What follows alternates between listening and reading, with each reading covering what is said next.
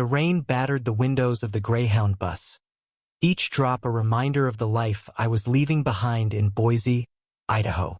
At 17, I'd lost everything. My home, my friends, my sense of self. When my father, the man who'd raised me alone, declared he was done with me. "You're no son of mine," he'd spat, his voice sharp as the suitcase I'd packed in tears, because I dared to tell him I was gay. The bus rumbled toward Seattle, a city I'd only seen in movies, where my father's new husband, Marcus, waited. I didn't know him, only that he'd married Dad 6 months ago in a courthouse ceremony I wasn't invited to. Dad had moved on, building a new life with a man I'd never met, while I was left to fend for myself. The rejection stung worse than the cold leather seat sticking to my jeans. Why had Marcus texted me last week, out of the blue, saying, "Come with me"? What could he possibly want with a kid his husband had disowned? I clutched my phone, rereading his message. "Elliot, I know things are rough. I'm in Seattle. Come with me. We'll figure it out." No explanation, no promises, just those words. I had nowhere else to go. Mom died when I was 6, and my only aunt lived in Florida, too far and too broke to help. So, I'd scraped together my savings from bagging groceries and bought the ticket. The bus hissed to a stop at King Street Station, and my stomach churned. What if this was a mistake? Stepping into the drizzle, I scanned the crowd. A man in a navy flannel shirt stood under a street lamp, holding a cardboard sign with my name scrawled in black marker. Elliot Harper. He was tall, maybe 40, with warm brown skin and a kind smile that didn't match the storm in my chest. "Elliot?" he called, his voice steady but soft, like he was afraid I'd bolt. "Yeah," I muttered, shifting my backpack. "You're Marcus." He nodded, offering a hand I didn't take. "Let's get out of this rain. I've got a place nearby where we can talk." His eyes held no judgment, only a quiet patience that made me uneasy. I followed him to a beat-up Subaru, the kind that looked like it had stories of its own.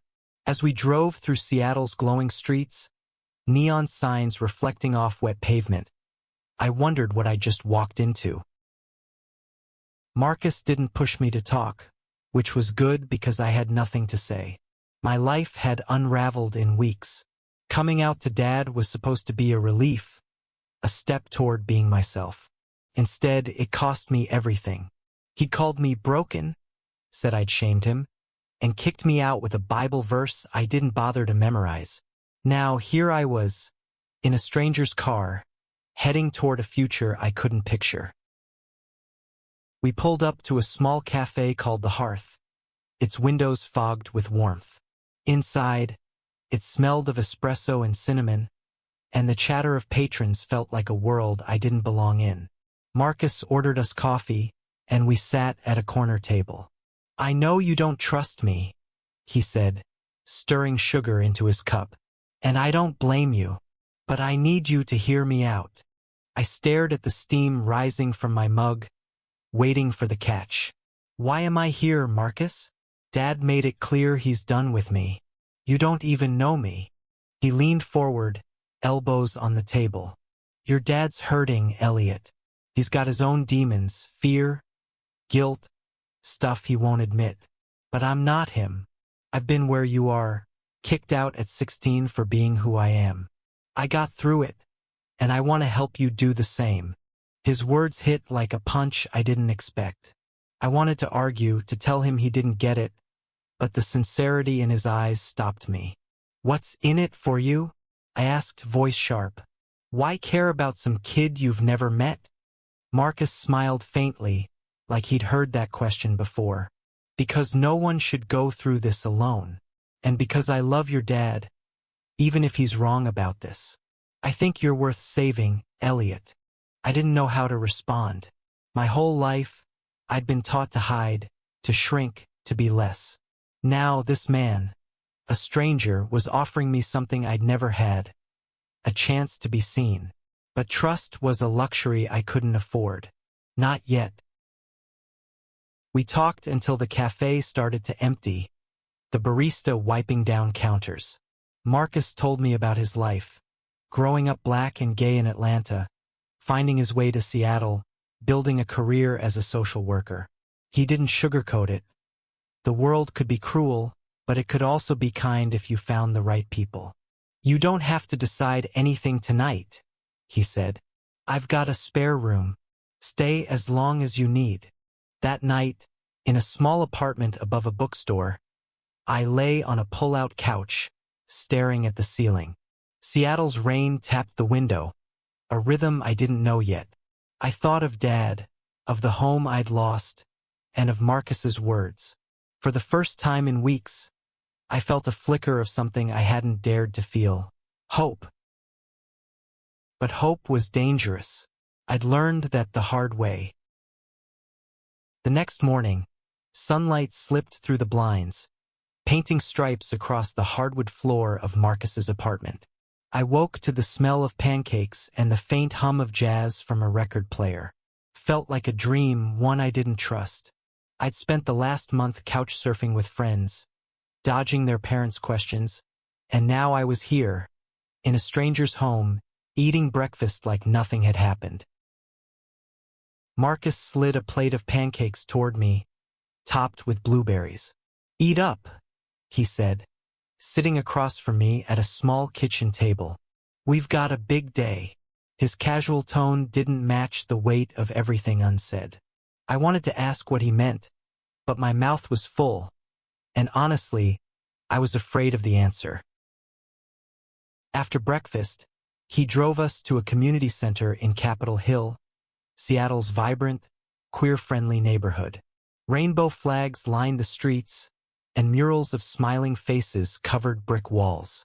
It was overwhelming, like stepping into a world that didn't exist back in Boise. This is where I work, Marcus explained as we walked inside. I run programs for kids like you, LGBTQ youth who need a safe space. The center buzzed with energy. Teens laughed in a lounge area, some painting posters, others playing board games. A girl with purple hair waved at Marcus like he was family. I felt like an intruder, my backpack slung over one shoulder, my guard still up. What am I supposed to do here? I asked, voice low. Whatever you want, Marcus said. Hang out, meet people, or just sit and think. No pressure. He introduced me to a counselor named Lena, a woman in her 30s with a nose ring and a warm laugh. She didn't pry, just handed me a sketchbook and said, "You look like you've got stories to tell." I wasn't an artist, but I took the sketchbook anyway. Sitting in a corner, I doodled aimlessly. Jagged lines, a cracked heart, the outline of a bus. The other kids glanced my way but didn't push. One, a lanky boy named Javier with a lip piercing, sat nearby, strumming a guitar. "You knew?" he asked, not looking up. "Yeah," I said, unsure if I wanted to talk. "Just got here." He nodded like that was enough. "This place saved me. Got kicked out last year. Marcus is good people." His words were casual, but they carried weight. I wanted to ask more, but a lump in my throat stopped me. Instead, I kept sketching, letting the pencil say what I couldn't. That night, back at Marcus's, I found a photo on his bookshelf. Him and Dad, smiling at a beach, their arms around each other. It hurt to look at. Dad hadn't smiled at me like that in years, not since Mom died. I wondered what Marcus saw in him, how he could love someone who'd thrown away his own kid. "You miss him," Marcus said, catching me staring at the photo. It wasn't a question. "He doesn't miss me," I shot back, harsher than I meant. He made that clear.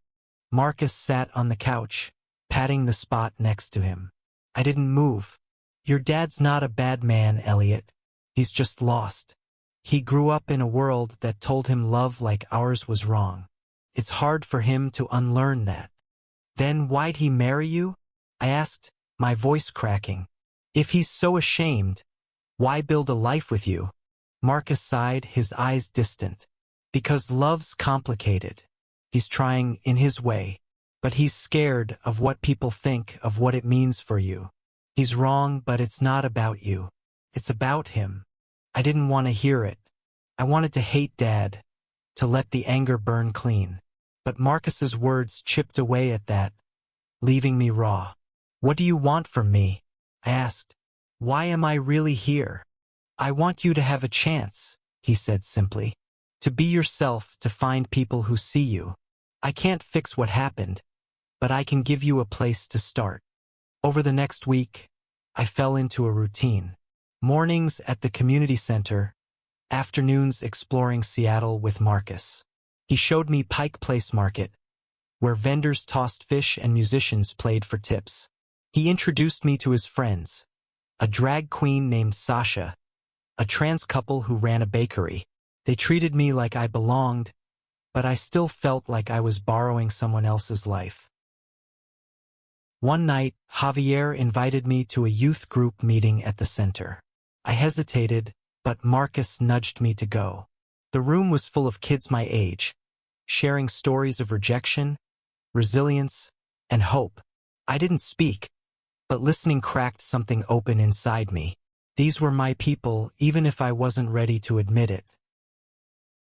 By the end of the week, I started to see Marcus differently. He wasn't just Dad's husband. He was someone who'd fought for his own place in the world and was offering me a hand to do the same. But every night, lying on that pull-out couch, I wondered, could I really build a life here? Or was I just delaying the inevitable crash? 2 weeks in, Seattle started to feel less like a foreign planet.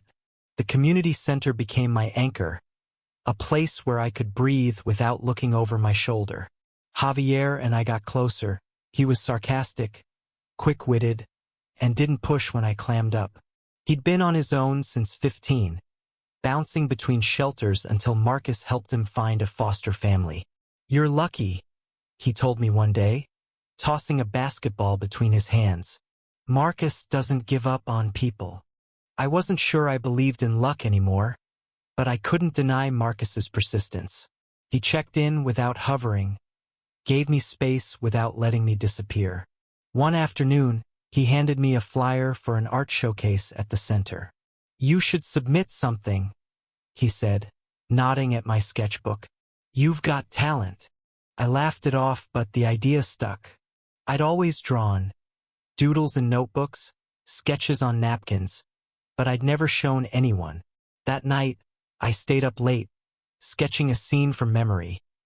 Me and Dad fishing at Lucky Peak Lake, back when things were simple. The lines were rough, but they held something true. I slipped the drawing into the submission box the next day, my heart pounding. The showcase was a week away, and I threw myself into helping set it up, painting signs, arranging chairs, anything to keep my mind off the fact that my work would be on display. Javier teased me about being a secret artist, but his grin made it hard to stay embarrassed. For the first time, I felt like I was part of something bigger than myself. Then Dad called. I was in Marcus's kitchen, chopping vegetables for dinner, when my phone buzzed. His name on the screen felt like a punch. I answered, my voice barely above a whisper. Hello, Elliot, he said, his tone flat. I heard you're with Marcus. Yeah, I said, gripping the knife tighter. He's been good to me. There was a long pause. I don't know what you're doing out there, but you need to come home. This thing you're going through, it's not right. We can fix it. My chest tightened. Fix it? Dad, I'm not broken. I'm gay. That's not something to fix. He sighed, heavy and impatient. You're young. You don't know what you're saying. I'm trying to save you, Elliot. Save me, I snapped, loud enough that Marcus looked up from the living room. You kicked me out. You told me I wasn't your son. Marcus is the one who's actually here for me. The line went quiet. Then, he's filling your head with ideas. I want you back in Boise by next week. He hung up before I could respond. I stood there, shaking, the knife still in my hand. Marcus walked over, gently taking it from me. You okay? He asked. No, I admitted, tears burning my eyes. He thinks I'm a mistake. Marcus pulled me into a hug, the kind I hadn't had since Mom was alive. You're not a mistake, he said fiercely. You're exactly who you're supposed to be. That night I couldn't sleep. Dad's words echoed, pulling me back to the shame I'd carried for years. But Marcus's voice was louder, steadier. I thought about the showcase, about the sketch I'd submitted. It wasn't just a drawing. It was a piece of me, a piece I was ready to share. The day of the showcase, the community center was packed. My sketch hung on the wall, framed simply, next to Javier's guitar performance setup. People milled around, praising the art, the music, the stories. When someone stopped to admire my drawing, I felt exposed but proud. Javier slung an arm around my shoulders. Told you you're an artist, he said, grinning. Marcus found me later, his eyes shining. I'm proud of you, Elliot. This is just the start. For the first time, I believed him. But Dad's call lingered, a shadow I couldn't shake. He wanted me back in Boise, back in a life that didn't fit me anymore. I had to choose. Stay here with Marcus and this new world, or go back to a place that had rejected me. The choice wasn't as simple as I wanted it to be. Seattle was starting to feel like home. Marcus's apartment, the community center, Javier's stupid jokes. But Dad's voice clawed at me. He'd raised me, taught me how to ride a bike, stayed up late helping with math homework. How could I turn my back on that, even after everything? But staying meant accepting that he might never change, that I might never have the father I used to know. Marcus noticed my silence over the next few days. You're thinking about him, he said one morning, pouring coffee. Talk to me, Elliot. I hesitated, staring at the steam curling from my mug. He wants me to come back, says he can fix me. I don't know what to do. Marcus's jaw tightened, but his voice stayed calm. You don't have to decide right now, but you need to know this: you don't need fixing. You're enough, just as you are. His words were a lifeline, but they didn't erase the guilt. I spent hours walking Seattle streets, from the waterfront to the Space Needle, trying to untangle my thoughts. The city was alive. Buskers playing, couples holding hands, kids skating in parks. It was a world where I could be myself, but it felt like betraying Dad to even consider it. Javier dragged me to a queer youth dance at the center, promising it'd take my mind off things. The gym was strung with fairy lights, music pulsing through the air. I felt out of place, but Javier pulled me onto the dance floor, laughing. Loosen up, Harper. You're not in Boise anymore. For a few hours, I forgot about Dad. I danced with Javier, with Lena, with kids whose names I didn't know. I laughed until my sides hurt, and for the first time I felt free. But when the music slowed, and Javier's hand brushed mine, I froze. I liked him, more than I wanted to admit, and it scared me. I wasn't ready for that, not when everything else was so fragile. Back at Marcus's, I found a letter slipped under the door. It was from Dad, handwritten, the first letter he'd ever written me. My hands shook as I opened it. Elliot, I'm sorry for how things went. I don't understand you, but I want to try. Come home. We'll work it out. No mention of Marcus, no acknowledgement of what he'd done. It was an olive branch, but a brittle one. I showed it to Marcus, expecting him to be angry. Instead, he looked sad. He's reaching out, he said. That's something.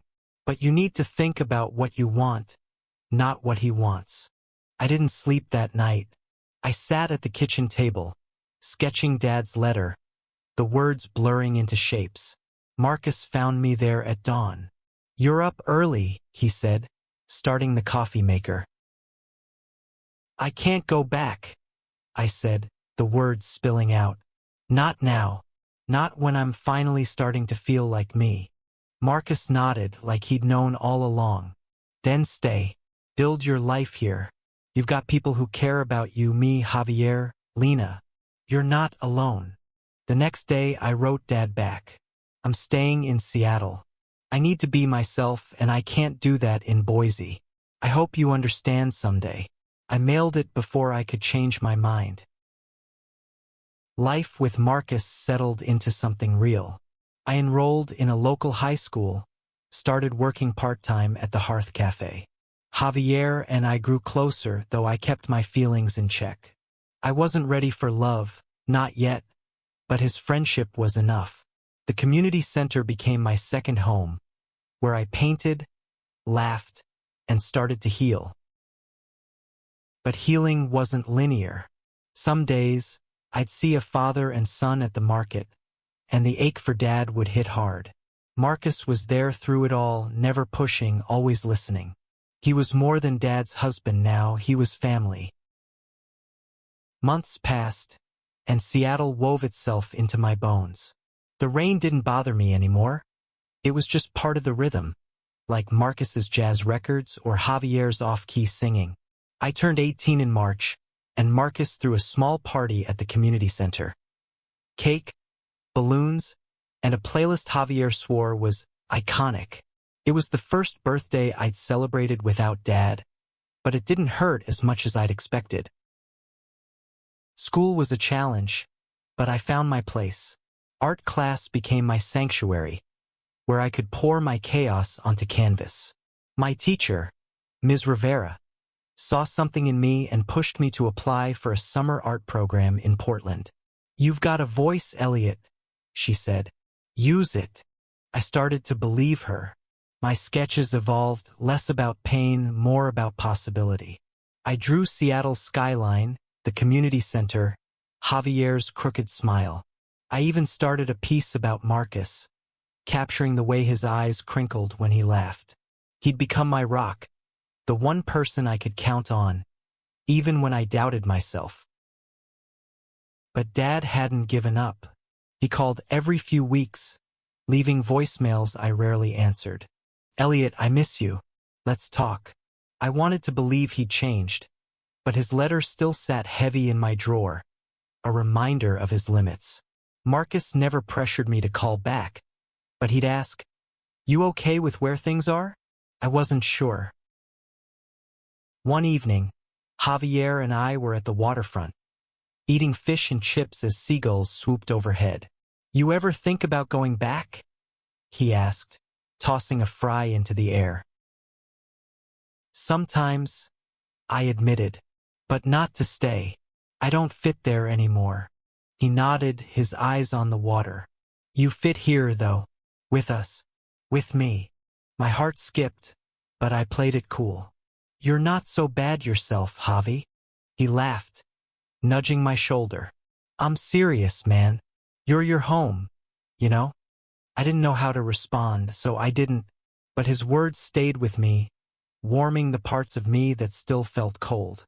I wasn't ready to name what I felt for him, but it was there, growing quietly. Then, in April, Dad showed up.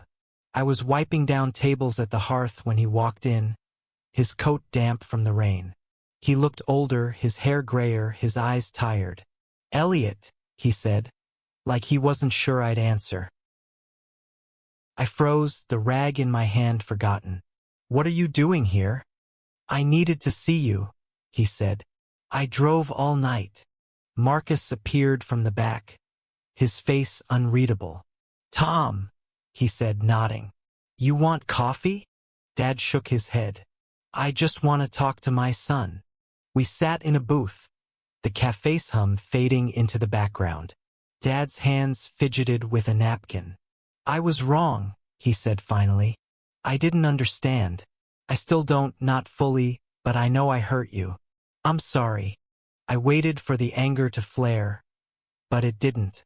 I just felt tired. Why now? I asked. Why come all this way? Because you're my kid, he said, his voice breaking. And I don't want to lose you. I looked at Marcus, standing behind the counter, watching us. He'd given me a home when Dad took mine away. I'm not going back, I said. I've built something here, but I don't want to lose you either. Dad nodded, tears in his eyes. Can we try? Maybe visit, talk more. Yeah, I said, my throat tight. We can try. He left that evening, promising to call. I didn't know if we'd ever be what we were, but it was a start. Marcus hugged me after, saying nothing, and I knew he understood. Summer came and Seattle bloomed. I got into the Portland art program, a month-long intensive that felt like a dream. Marcus drove me down, promising to visit on weekends. You're gonna kill it, he said, ruffling my hair like I was a kid. I didn't mind. Javier came to see me off, his usual smirk softer than usual. Don't forget me when you're a famous artist, he teased, handing me a mixtape, actual cassette, because he was that extra. I hugged him, lingering a second longer than I meant to. I won't, I promised. In Portland, I found my stride. The program was intense, but it pushed me to create in ways I hadn't before. I painted my story. Boise, the bus, Marcus's cafe, Javier's laugh. My final piece was a mural of a boy stepping out of a storm into a city of light, a love letter to the life I'd found. Back in Seattle, I showed Marcus the photos. He teared up, pulling me into a hug. You're something else, kid, he said. I knew then that he wasn't just Dad's husband. He was my family, the one who'd chosen me when I had nothing. Dad and I started talking more. Short calls at first, awkward but honest. He was trying, asking about my art, even about Marcus. It wasn't perfect, but it was progress. One day he asked to visit again, and I said yes. The night before he came, Javier and I sat on Marcus's roof, watching the city glow. You ever think about us? He asked, his voice quiet. I looked at him, his face lit by the skyline. Yeah, I admitted. A lot. He smiled, leaning closer. Good. Me too. We kissed under the stars, and it felt like the world clicked into place. It wasn't just about Javier. It was about me finally okay with who I was. When Dad arrived, we walked through Capitol Hill, the three of us, me, him, and Marcus. It was strange, but not bad. Dad didn't flinch at the rainbow flags, even smiled when I pointed out my favorite mural. We were rebuilding slowly. I thought my life was truly over that night in Boise, when Dad's words cut me down. But Marcus's hand, extended across the distance, pulled me into a new beginning. I wasn't just surviving anymore. I was living fully, loudly as myself.